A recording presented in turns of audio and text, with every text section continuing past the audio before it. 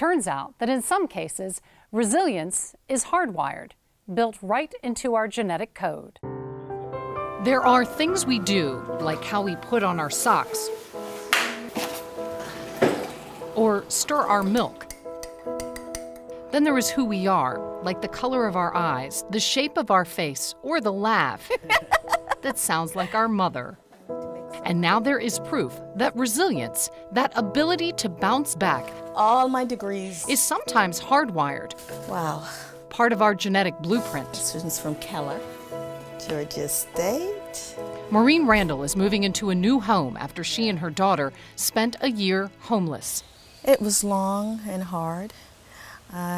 We left our apartment, it got flooded. She is also Master's in Business Administration. Getting her doctorate. I'm currently working on my qualifying exam. Tradika Thornton's ex-boyfriend tried to set her on fire. He threw gas on me and I was screaming and I couldn't see because I had gas in my eyes. So I screamed, my sister-in-law kicked in the door and he ran. So the lighter he was flicking didn't catch. Through therapy, Thornton has recovered and is a plus-size model. It shows that there's a genetic basis for why some people are able to bounce back from adverse events. Thornton and Randall were part of a study conducted of over 2,500 people in the Grady Trauma Project, which studies PTSD. 34% of participants had a genetic marker known as RS322931.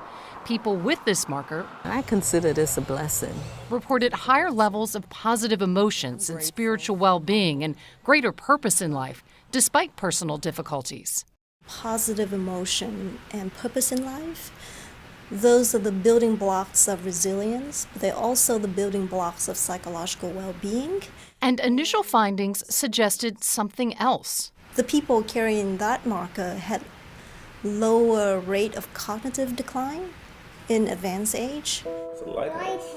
This is how geneticist and neurologist Dr. Thomas Wingo, who researches early onset Alzheimer's disease, partnered with his wife, psychiatrist Dr. Aliza Wingo, who was studying resilience. The two work at Emory Brain Health Center and the Atlanta VA Medical Center. I always try to do something else to try to take me away from whatever sad or bad emotions I'm feeling. The Wingos and their collaborators found there is a genetic basis for resilience, that having purpose in life or positive emotions can lower your risk of dementia by up to 50%. They also lower the risk of heart attack, stroke, even depression. Not having the marker, We see some that are still, pretty high. does not mean you're not resilient. So the other 80% of the people might have another marker that make them resilient that we haven't found yet.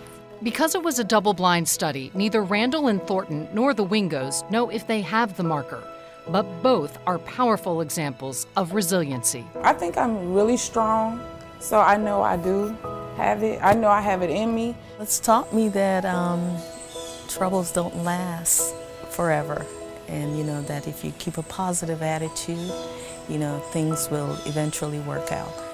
Proof that your outlook on life I really love this. can change the outcome. There is no test available to the public to see if you're among the 15% who has the resilience gene. But remember, there's a good chance there are many more such genes yet to be discovered. In the meantime, there's no harm in living like we do have it.